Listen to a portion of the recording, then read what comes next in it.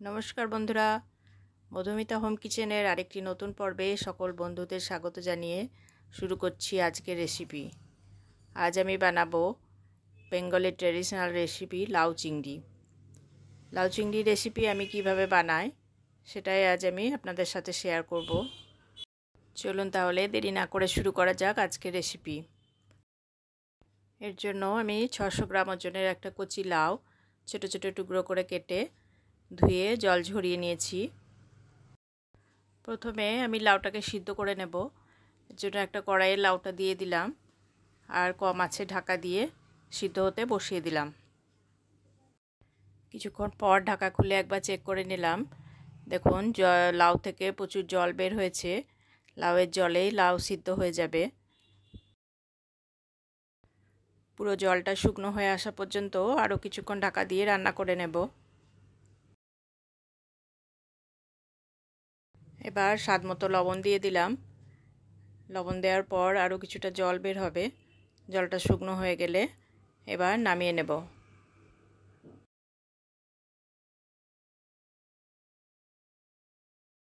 এবার একটা মশলা রেডি করে নেব। এর জন্য 1 চা চামচ আদা বাটা নিয়ে নিয়েছি, হাফ চামচ হলুদ গুঁড়ো, হাফ চামচ জিরে গুঁড়ো, হাফ চামচ কাশ্মীরি লঙ্কার গুঁড়ো অল্প জল দিয়ে গুলে নেব।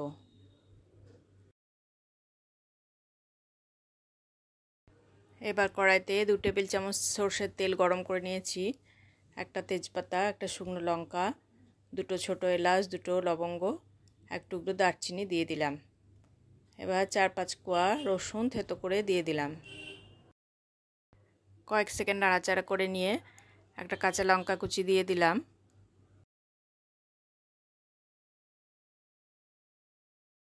রসুন হালকা ভাজা ভাজা হয়ে গেলে এবার একটা পেঁয়াজ কুচি দিয়ে দিলাম।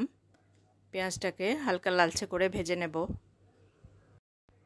পেঁয়াজ খুব বেশি লাল করে ভাজবো না।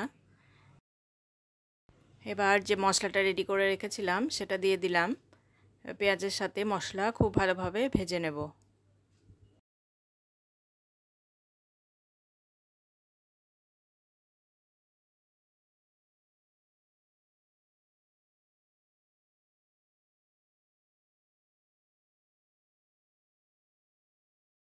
মশলা খুব ভালোভাবে ভাজা হয়ে গেলে কড়াই গা থেকে তেল ছাড়তে শুরু করবে।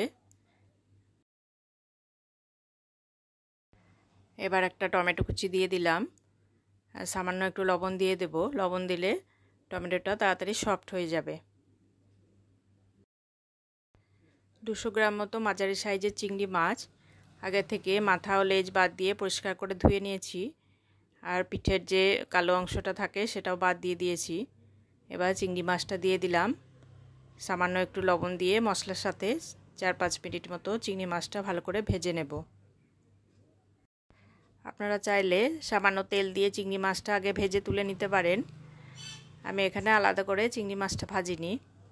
চিংড়ি মাছ খুব বেশি ভাজলে শক্ত হয়ে যায়, সেই জন্য মশলার সাথেই ভেজে নিচ্ছি।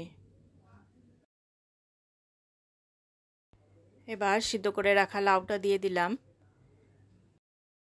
সব কিছু ভালো করে মিশিয়ে আরও 4-5 মিনিট মতো রান্না করে নেব।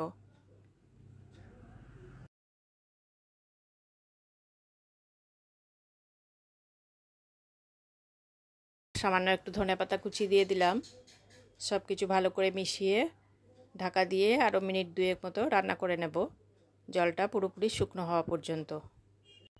আজকের এই রেসিপি যদি আপনাদের ভালো লাগে অবশ্যই লাইক, কমেন্ট এবং বন্ধুদের সাথে শেয়ার করবেন। আমার চ্যানেলে যদি প্রথমবার ভিজিট করেন তাহলে চ্যানেলটিকে সাবস্ক্রাইব করার অনুরোধ রইল। চ্যানেলটিকে সাবস্ক্রাইব করে পাশে দেওয়া বেল আইকন প্রেস করে দেবেন, তাহলে নতুন রেসিপি আপলোড দিলেই আপনার কাছে নোটিফিকেশান পৌঁছে যাবে। নতুন আর একটা রেসিপি নিয়ে হাজির হব পরের ভিডিওতে। সকলে ভালো থাকবেন, সুস্থ থাকবেন। ধন্যবাদ।